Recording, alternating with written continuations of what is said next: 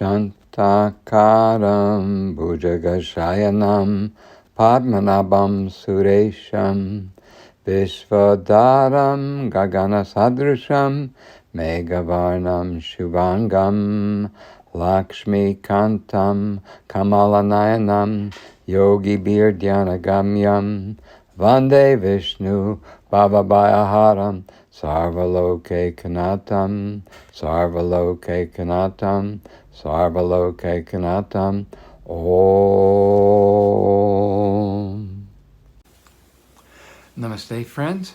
I wanted to talk to you about the work that is now available to you via Zoom or telephone.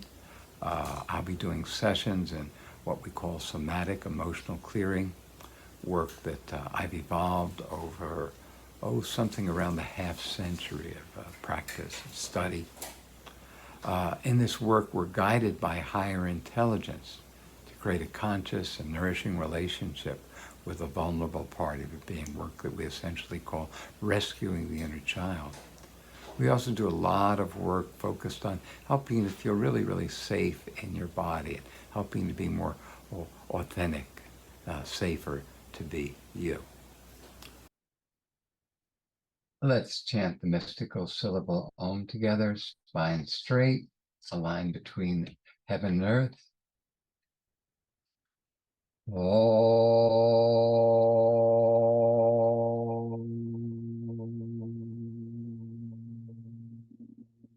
Shanti, Shanti, Shanti. May peace, may peace, may peace and justice prevail on earth. We dedicate our efforts to a springtime of humanity, where all humanity makes a leap in consciousness and realizes the unity and divinity of all life, where we cherish our dear Mother Earth as our own mother, where we share with each other as brothers and sisters for all our relations.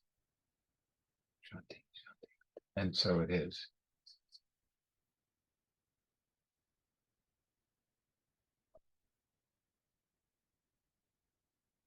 We're consistently focusing on the unity and divinity of all life. And one of the images that we've been working with is the realization that we are made in the image of the Creator. Now, what does that mean, that we are made in the image of God? There are many, many, many, many levels in which we can entertain this question. And one that we use consistently is that we embody the seven heavens, the seven planes, the seven steps. We're talking about our theomorphic model, and we're talking about the way that we embody the seven heavens, the seven planes, seven steps in which consciousness moves from mystery or from spirit to matter. We live in this ocean of prakriti, and pra means to go forth, vrit means to make, prakriti is the centrifugal, the outward, the yang breath of the life breath of a living universe. Again, in our concept, everything that we move is this life breath of the living universe. And in other cosmology, it's spoken of in terms of yin and yang. Yang, the out breath, and yin, the in breath. That everything that is alive is breathing through this cycle of polarity of rajas and tamas, of yang and yin, of fire and water, of solar and lunar, the respiration of a living universe from mystery into its expression and then being drawn back. That everything that lives is breathing. So we have a prakriti, which is the yang, the outgoing, the fiery, the breath of pra, to go forth, like in prana, ana meaning breath, pra, to go forth. Prakriti is the energy of nature, that in everywhere in our we live in this ocean of life, this ocean of prana, this ocean of prakriti, this vibrating, fiery, creative energy of the universal life field. And that energy steps down from the universal life into our personal life at the third eye. And at the third eye, it radiates up into the two lobes of the brain, which personify the mental plane and are our fount of inspiration. And that inspiration is fire as inspiration and as the Aries seed of manifestation. So again, we personify the seven planes. So here we're talking about universal creative energy stepping down into the mental plane. And then from the mental plane, it steps down to the throat chakra, which is ruled by ether. And ether mediates between the subtle universal elements and the gross material elements that make up the physical body. Earth, the boundary; water, this incredibly pure fluid medium for life; fire, the functional, the creative energy; air, the intelligence, the incredible perfection of the harmony and order of the body; and then ether, the space and the space within and its relationship to the space without. So again, we embody these seven planes. Universal creative energy steps down to mind at the third eye, then to ether at the throat. And again, your throat is a microcosm of the fundamental dynamic of creation. Your speech is a microcosm of the holy word and how we're able to take our will and to somehow marshal the forces of creation through our speech and through our will and through our expression as co-creators of our universe. The next step down into physical manifestation is air. And air rules the heart. And the heart is at the heart of the fundamental desires and aversions that run us in our life. The sages emphasize that our world is run by desire.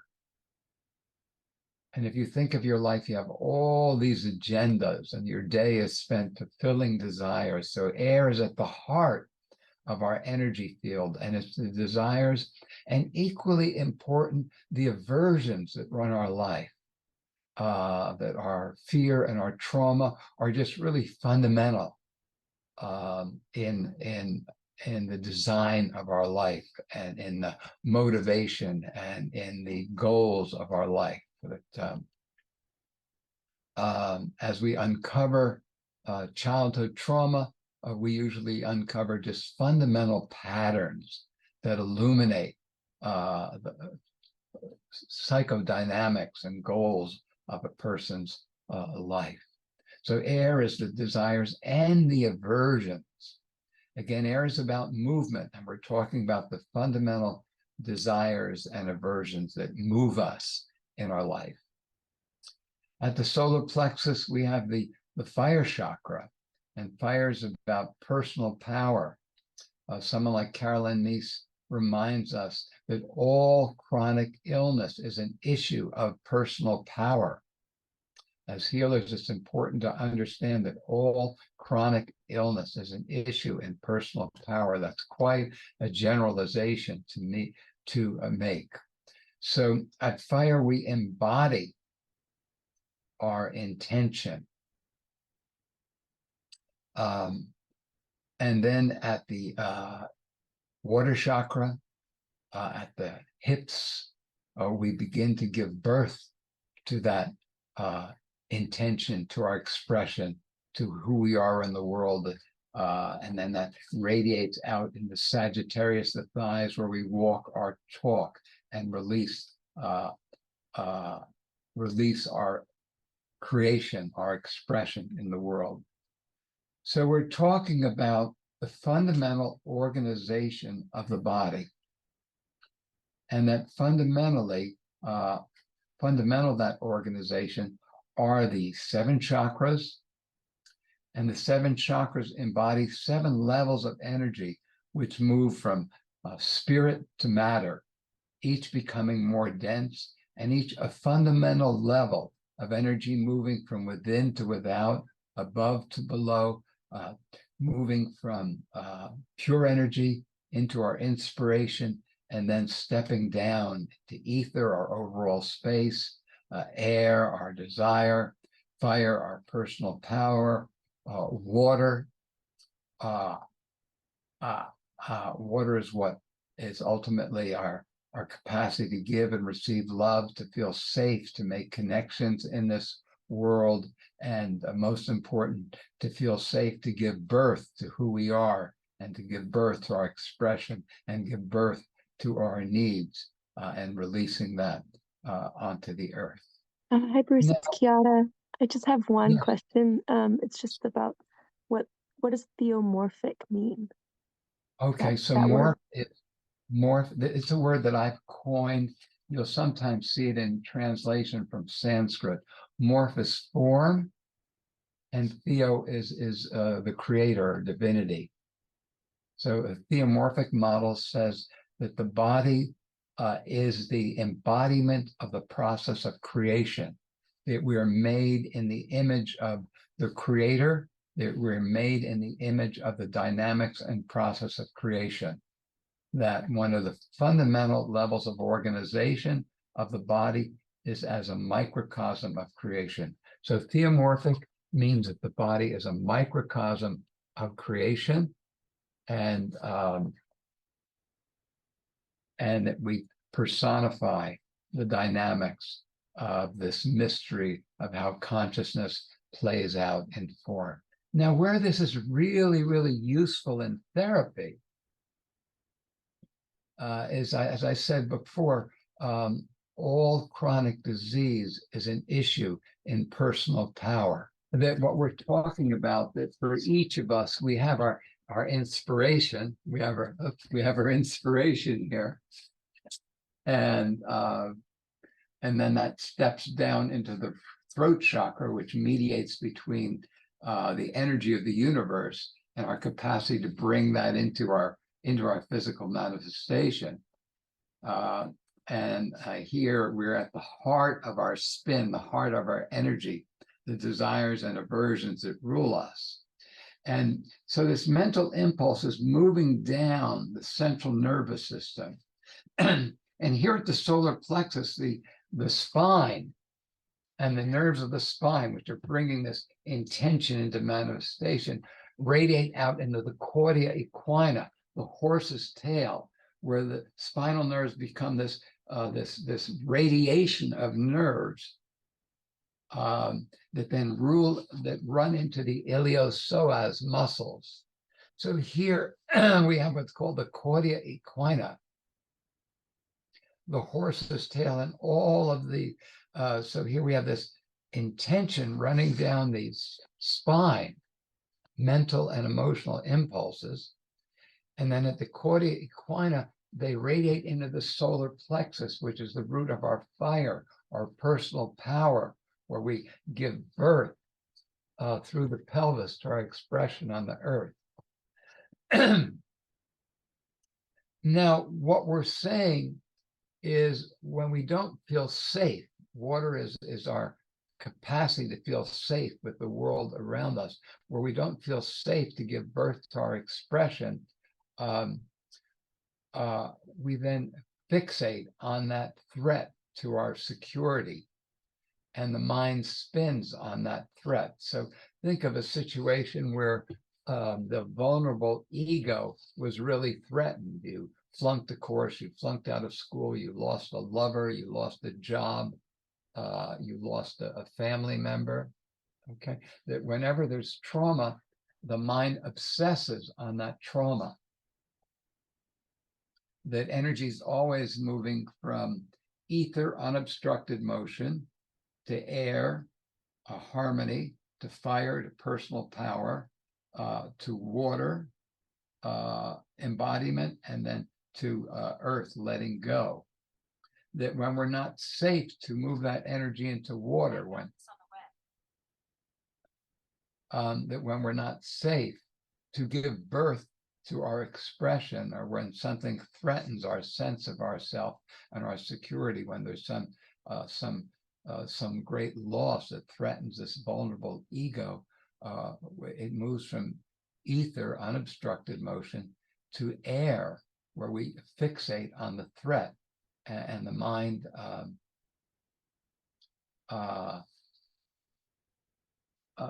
spins incessantly in air.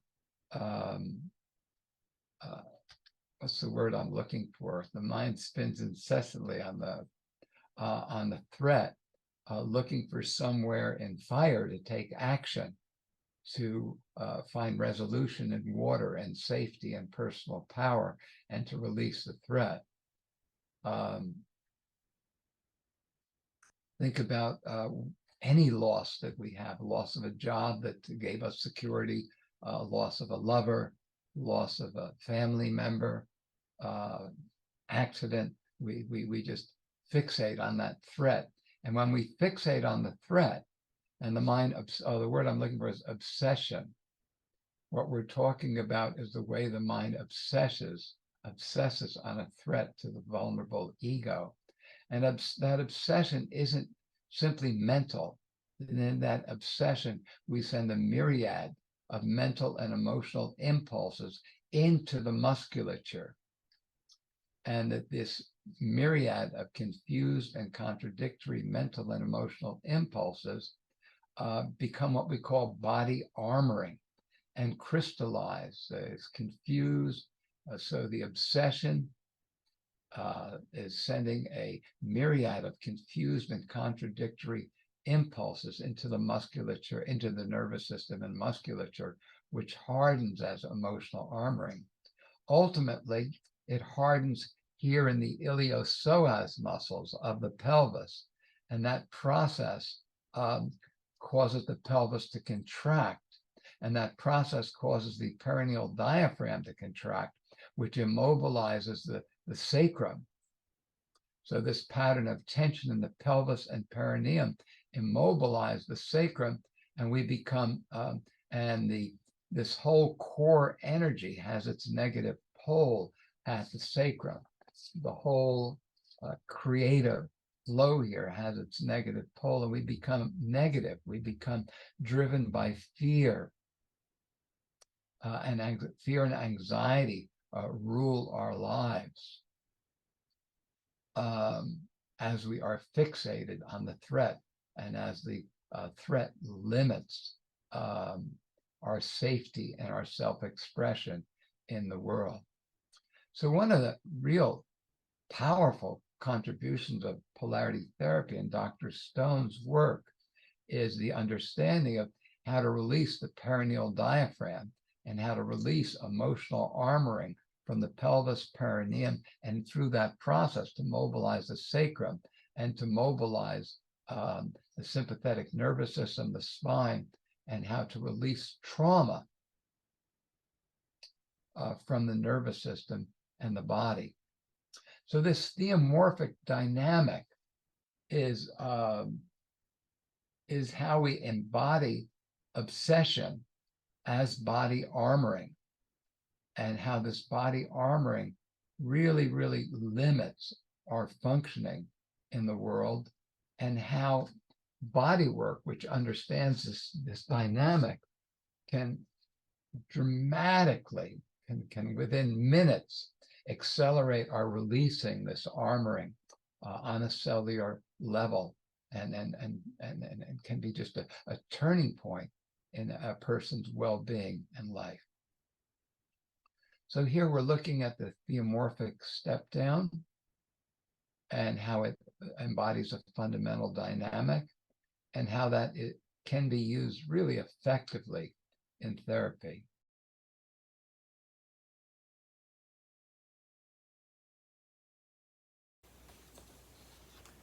Namaste, friends.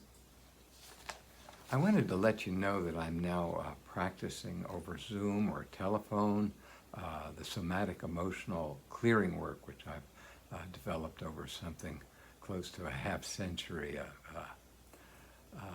service and research. In this work, we're guided by higher intelligence to rescue the inner child. That is, create a conscious and nourishing relationship with a vulnerable part of your being. Facilitate work in which it's safer for you to be in your body and to be more authentic, to be more in control of unconscious forces that may have been running your life in some ways.